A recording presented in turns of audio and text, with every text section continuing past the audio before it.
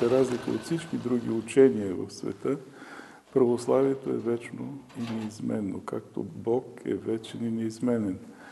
И докато, да кажем, другите науки могат да се похвалят с развитие, тук имаме застой. Но това ограничение в учението, в нормите на живот, в морал, стриктното спазване на Божите заповеди, позволява човек да се извисява нагоре, към Бога. Православните си запазили това право да се именуват правилно славещи Бога. Православни.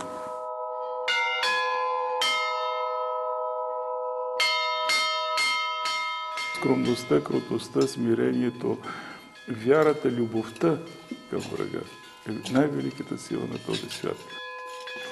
Защото, действително, ние казваме от една страна глава си давам, вяра не давам. Ако те ударят от дясната страна, обърни лявата. Но същевременно Исус Христос взе бич и гонеше от храма търговците. И в случая, когато става въпрос за друговерие, просто там не бива и не може да си продаваме вярата. Трябва да си пазиме нашите своите изконни ценности и традиции като християни.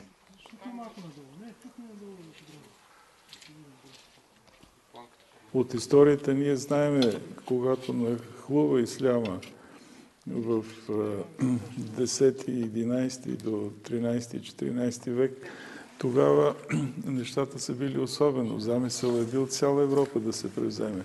Тук вече нахлува друга религия с други ценности.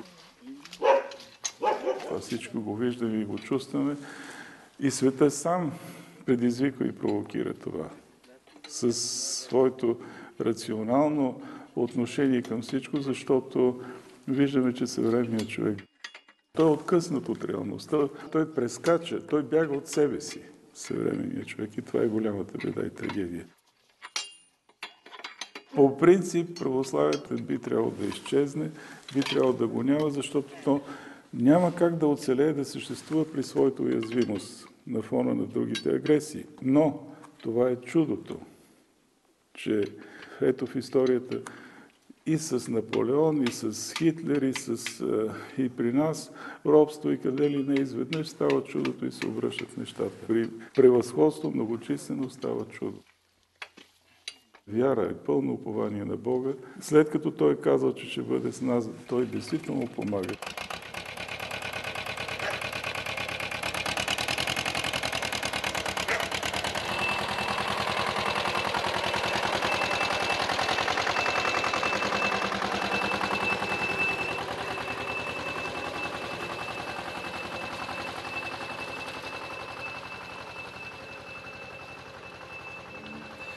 Блажи Тя, Богородицу,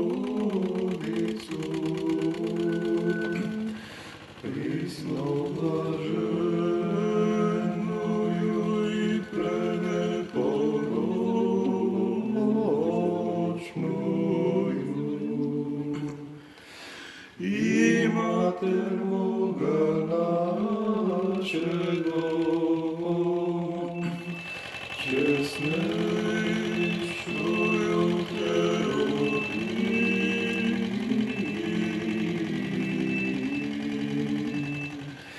и славнейшую без сравнения Серафим,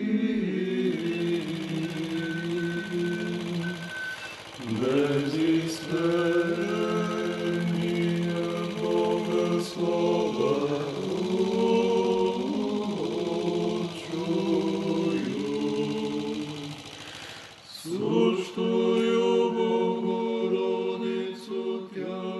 този манастир Копиловски също е малко чудо, защото сами аз никога не съм вярвал, че ще се построи това нещо и започнахме без средства. Прочетахме молитвичка, която се намира в Требника и започнахме. И това са низ от странни събития в наше време без субсидии. И той е построен на гола поляна от шепа монаси, които живееха горе в планината. Основната цел на всичко това не са материални цели, както в случая да построим манастира. Целта ни е борбата със себе си, със своите пороци, със своите недостатъци, което е монашеско задължение на всеки, който се е посветил на Бога. Повечето от братите са образовани, интелигентни хора, с ясно съзнание. Сред тях е и послушник Огнян.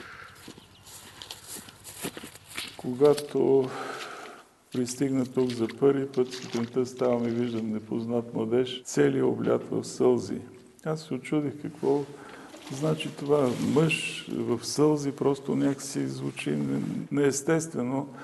Помислих, че има някакви проблеми и изживяване. Той казва, че всичко това, което виждам тук, това са моите мечти и желания.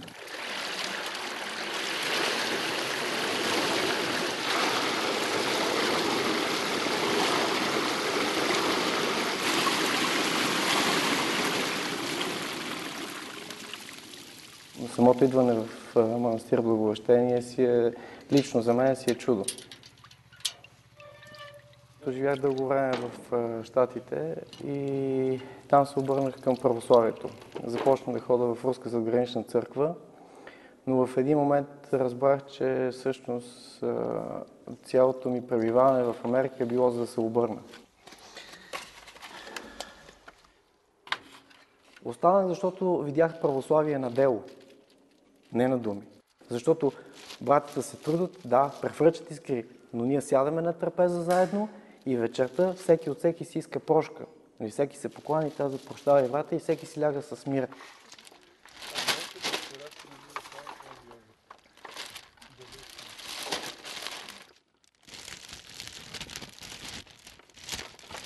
В Америка се срещнах с един българин, който беше 15 години там.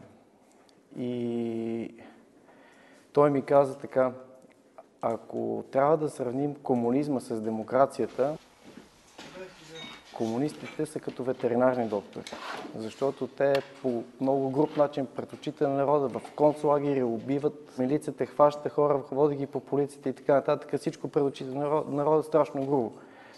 А казва тук, тези, които манипулират, са като хирурзи с бели ръкавици. Те пипат по душите на хората. След 7-8 години пребиваване разбрах този човек какво имаше предвид.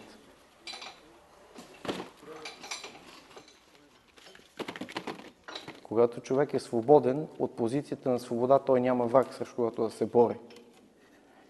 И по този начин ти си мислиш, че си свободен. А пък съвременното робство са парите и банките. Този долар, това е $1 пълен с символика.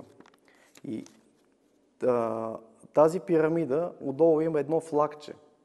И на флагчето пише New Ordo Seclorum, което много малко хора знаят, но това означава нов световен ред. А в писанието пише, че ще дойде Антихрист, че ще му се даде власт, че ще властва на земята и така нататък. Ние виждаме това като на един театър, който се случва пред нас. Когато пристигнах в манастира, говорих с игумена и с някои от отците и им разказвам, аз идвам от Америка, им разказвам за ужасите, които се случват по света и стават такива и такива работи.